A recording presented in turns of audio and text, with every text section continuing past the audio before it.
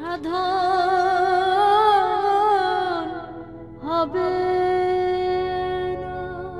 তিনি চলে গেলেন, রেখে গেলেন কালজয়ী কিছু গান আর হাজারো স্মৃতি, যে স্মৃতিতে কাতর পুরো সঙ্গীতাঙ্গন। লালন কন্যার চিরবিদায়ে প্রকৃতিরও যেন মন খারাপ। সকালের বৃষ্টিস্নাত আবহাওয়া উপেক্ষা করেই প্রিয় এই শিল্পীকে চিরবিদায় জানাতে কেন্দ্রীয় শহীদ মিনারে ছুটে আসেন ভক্ত অনুরাগীরা।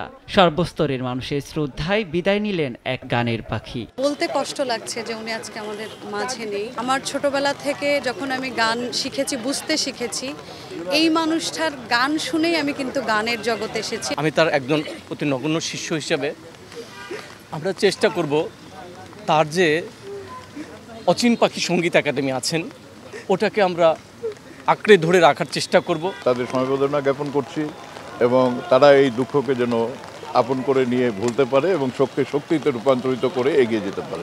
মাকে হারিয়ে সন্তানদের কান্না যেন বাদ মানছে না। তার হঠাৎ চলে যাওয়ায় অভিভাবকহীন হয়ে পড়েছেন অচিন পাখির সন্তানেরা। ওটাকে হারিয়ে আমরা সব হারিয়ে ফেলেছি। লালন সাহেবের যত গান আছে উনি এত সুন্দর করে সারা বিশ্বের কাছে প্রচার করেছেন, এটা আসলে বলে বোঝানো যাবে না। আমরা মা হারা হলাম, এতিম হলাম। আমরা শেষ বিদায় দিলাম, কিন্তু অন্তরে সবসময় উনি থাকবে। উনার শেষ আসলে বলে কিছু নাই। আপনারা সবাই দেশবাসী দোয়া করবেন তার জন্য। শেষ ইচ্ছা তার অচিন পাখি সঙ্গীত একাডেমি, এইটাই তার শেষ ইচ্ছা ছিল। তোমরা ভুলে গেছো মল্লিকের নাম, আজকে তো ফরিদা পারভীনের নামই ভুলে যাবে পারবে বা মানুষ সবাই ভুলে যাবে। কি দিলাম ওনার কাছে, অনেক কিছু পেয়েছি। ওনাকে যাওয়ার সময় জাস্ট জানাজা করলাম, বিদায় দিলাম, এই তো। কিন্তু ওনাকে নিয়ে এইগুলা আসলে অনেককে আমরা হারিয়েছি।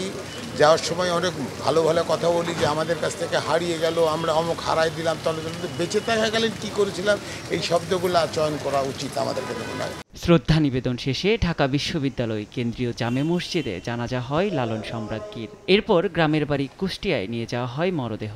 সেখানে জানাজা শেষে বাবা মায়ের কবরের পাশে চিরনিদ্রায় শায়িত করা হবে গানের পাখি ফরিদা পারভীনকে। নিয়াজ শুভ, সময় সংবাদ, ঢাকা।